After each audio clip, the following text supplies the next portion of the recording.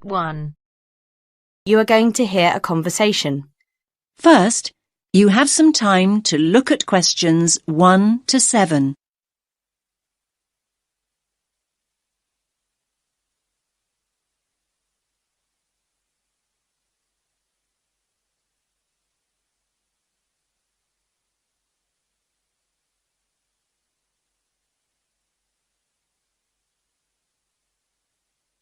Listen carefully to the first part of the conversation and answer questions 1 to 7.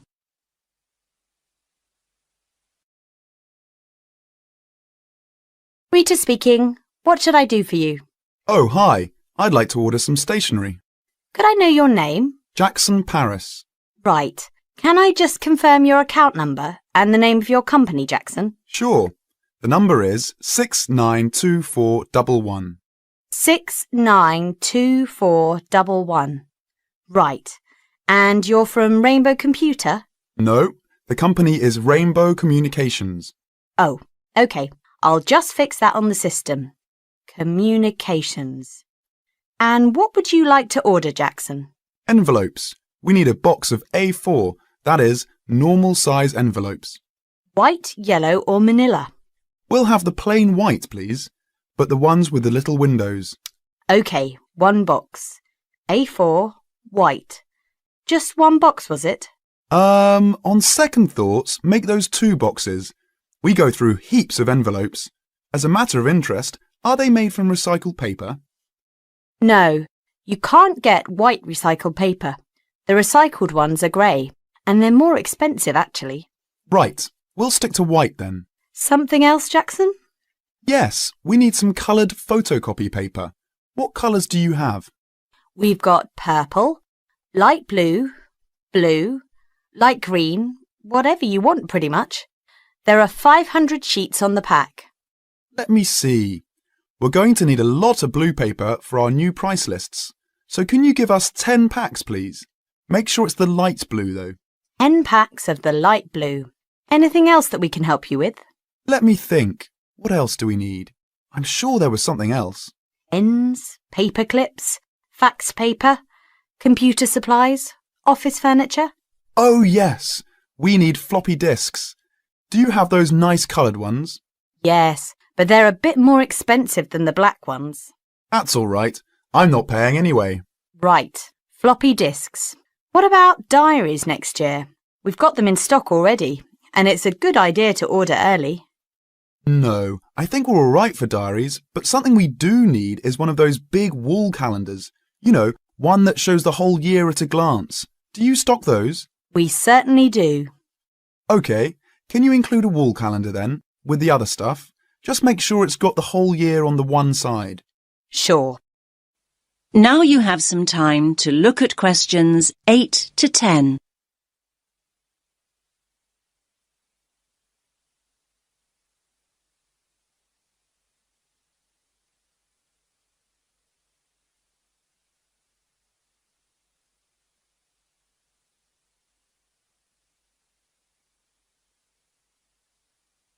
Now listen to the next part of the conversation and answer questions 8 to 10. And do you have a copy of our new catalogue? No, I don't. But would you send one? Yes, I'll pop one in with the order. You'll find it a lot easier to remember what you need if you have our catalogue in front of you next time. Yes, good idea. And when can you deliver this? Should be with you tomorrow morning. Can you make sure that it's not after 11:30 a.m? Because we have to go out at 12. There's only myself here on Fridays. Fine. I'll make a note in the delivery docket that they should deliver before 11:30. Thanks very much. Thanks.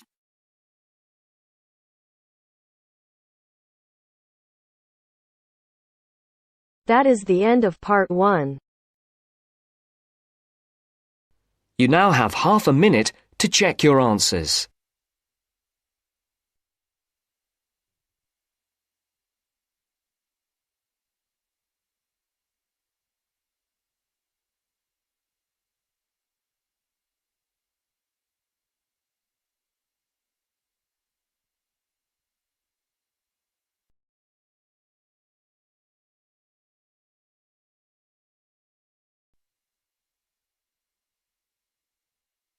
Now turns to Part 2. Part 2.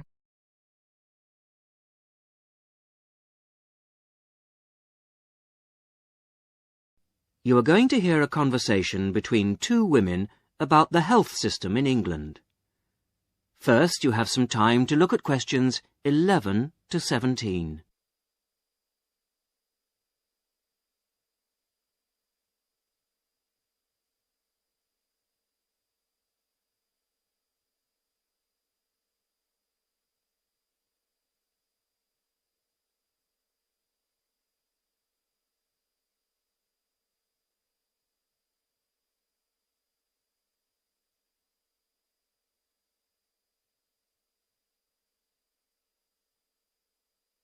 Now listen to the first part of the conversation and answer questions 11 to 17. Hello, Mrs. Sutton. Come in. How are you settling in next door? Have all your things from Canada arrived yet? I thought I saw a removals van outside your house yesterday afternoon. Yes, they came yesterday. We spent all day yesterday arranging them. It's beginning to feel a bit more like home now. Oh, that's good. Look, come in and sit down. Are you all right? You look a bit worried. Well, I am a bit. I'm sorry to bother you so early, Mrs. Smith, but I wonder if you could help me. Could you tell me how I can get hold of a doctor? Our daughter, Anna, isn't very well this morning, and I may have to call somebody out. She keeps being sick, and I am beginning to get a bit worried. I just don't know how the health system works here in England. All I know is that it's very different from ours back in Canada. Well, I don't know really where to start. Let me think. Well, the first thing you have to do is find a family doctor. Mm-hmm. Sometimes we call them general practitioners as well. Right. And register with him or her. If you live here, you've got to be on a doctor's list. If you're not, things can be a bit difficult. Oh.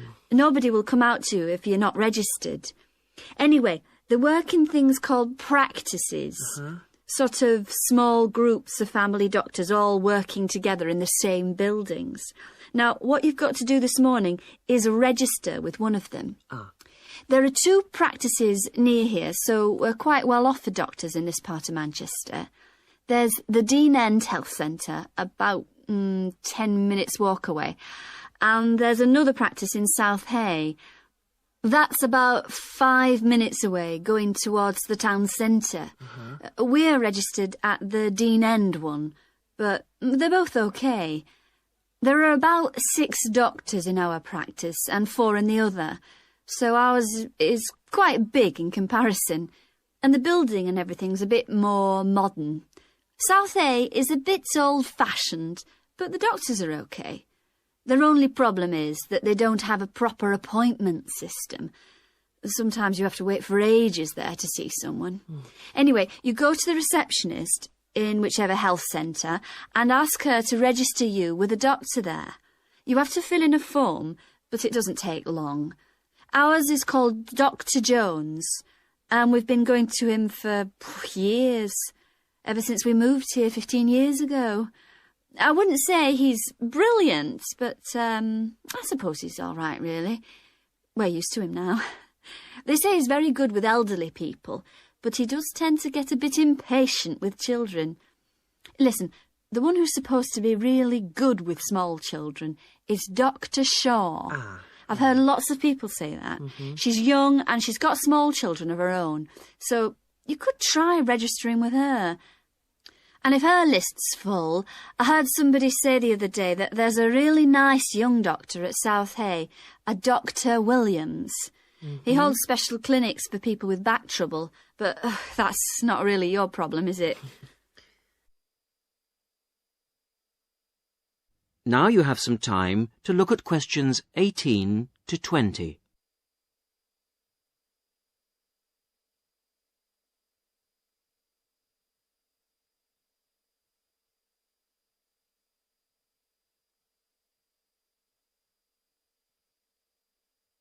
Now listen to the rest of the conversation and answer questions 18 to 20. If you want a doctor to visit you at home, you have to ask for a home visit. You're supposed to do that before 10:30 in the morning, but obviously if it's an emergency, you can phone at any time, night or day. It might not be your doctor that comes, though. It's quite often one of the other doctors in the practice. It doesn't really seem to make much difference. Right. Otherwise, you make an appointment to see your doctor at the health centre. You usually get seen the same day. Not always, of course, but usually, as I say. They hold surgeries between 9 and 11:30 every weekday, and from 4 to 6:30 Monday to Thursday.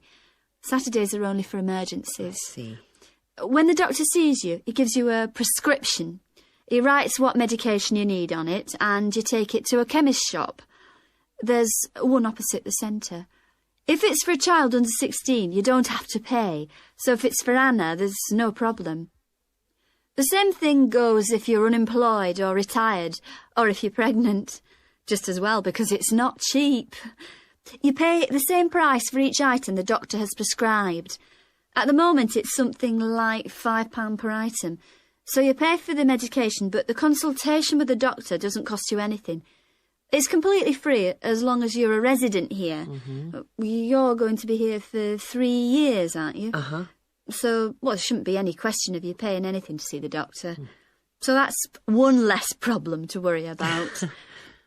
Look, Mrs. Sutton, if you want, I'll sit with your daughter for half an hour if you want to go down to the health centre to register. It's no trouble, really, don't worry. Are you sure you wouldn't mind? That would really help me a lot. I'll ask them if they can send someone round later to see Anna. I think I'll try the Dean End Centre. Good idea. Don't worry about Anna. Right. I'll be back as soon as I can.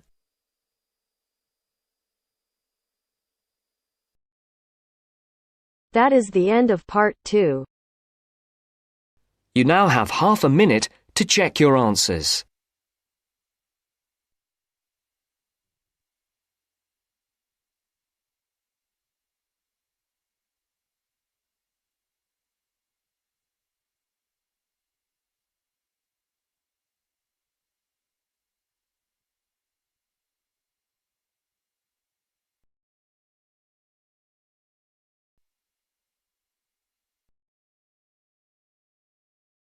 Now turns to part 3.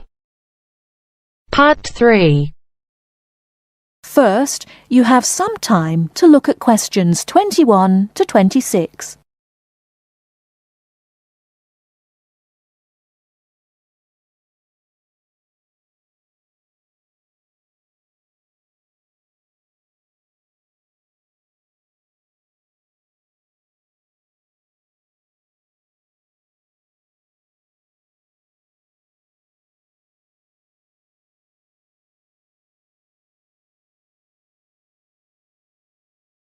Now listen carefully and answer questions 21 to 26.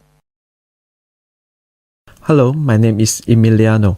I am a student here and I'd like to rent a house for 6 months. OK, well, you've come to the right place. We specialise in short-term rental. First of all, I would like to get a few details from you.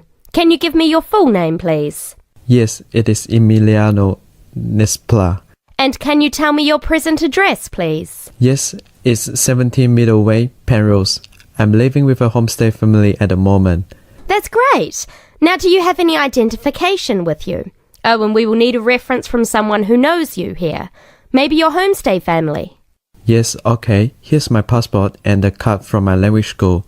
My referees can be Mrs. Alice Thompson. She's my homestay mother and she wouldn't mind, I'm sure.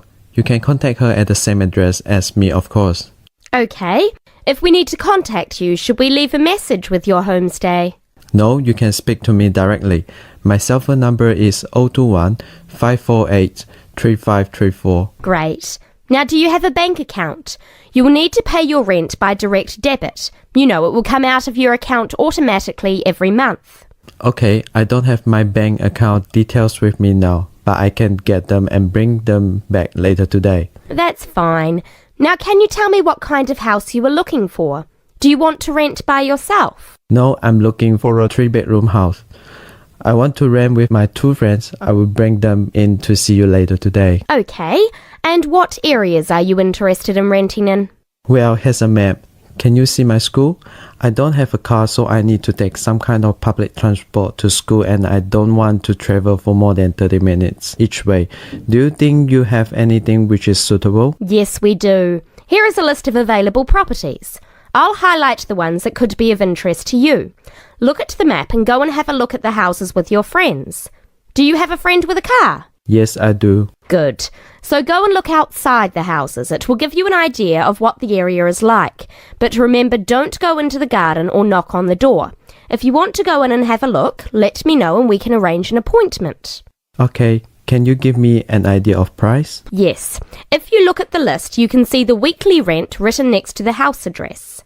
Oh yes, I can see it now. Do I need to pay anything else? Yes, you need to pay a deposit which you will get back when you move out, and you have to pay a non-refundable agent fee which is equivalent to 1 week's rent.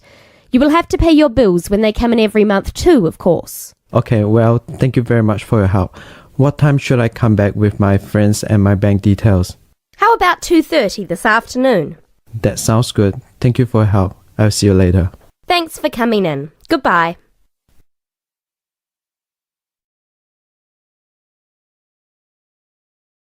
Before you hear the rest of the talk, you have some time to look at questions 27 to 30.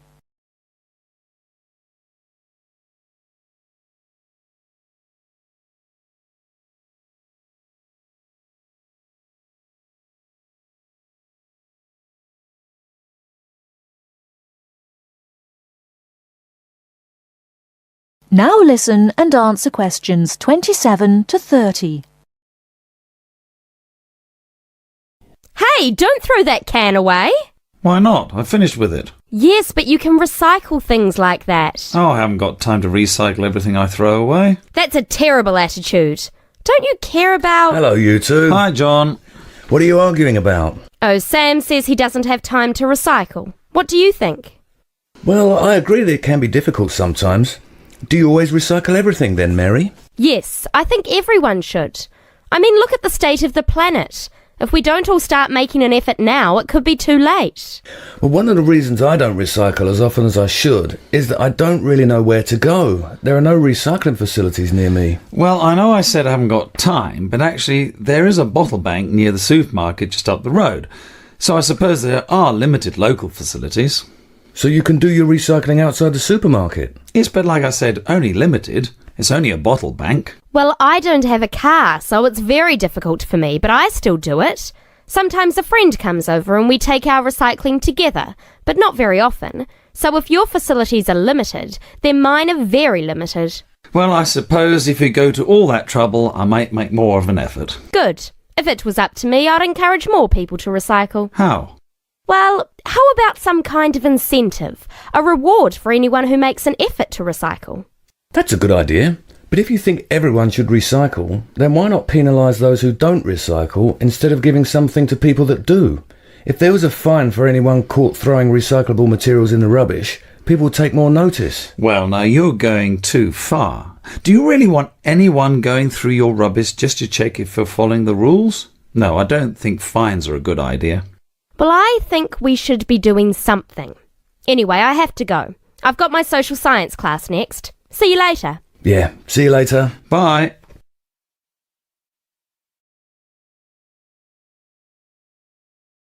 That is the end of part 3. You now have half a minute to check your answers.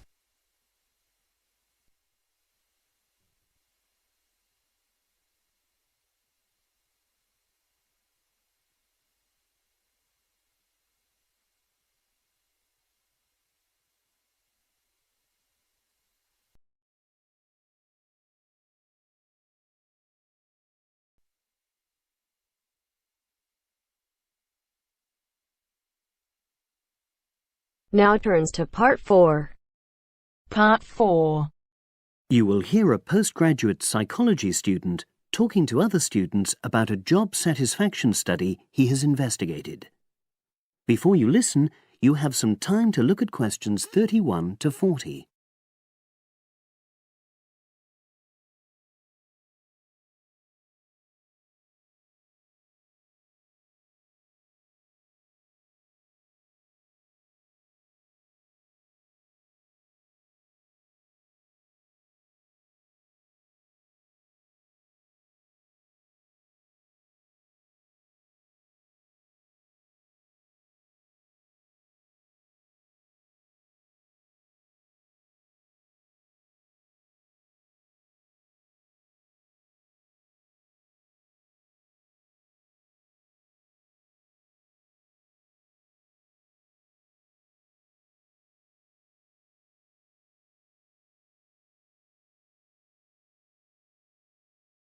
Now listen and answer questions 31 to 40.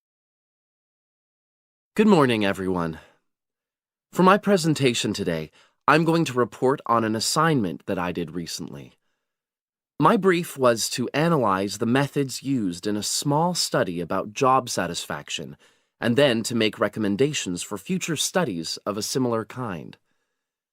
The study that I looked at had investigated the relationship between differences in gender and differences in working hours and levels of job satisfaction amongst workers.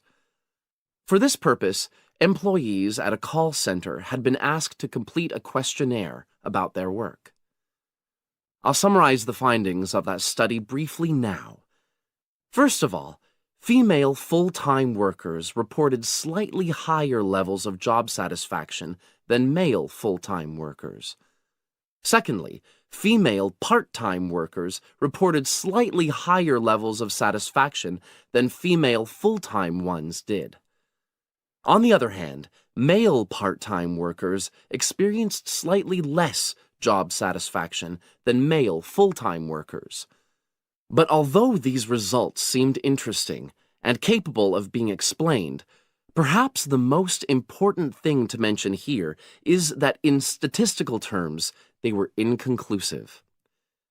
Personally, I was surprised that the findings hadn't been more definite, because I would have expected to find that men and women, as well as full and part-time workers, would experience different levels of satisfaction.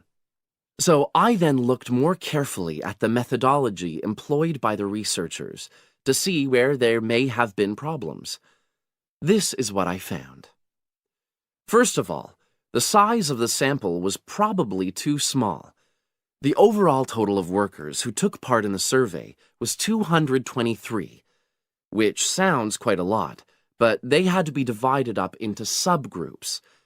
Also, the numbers in the different subgroups were unequal.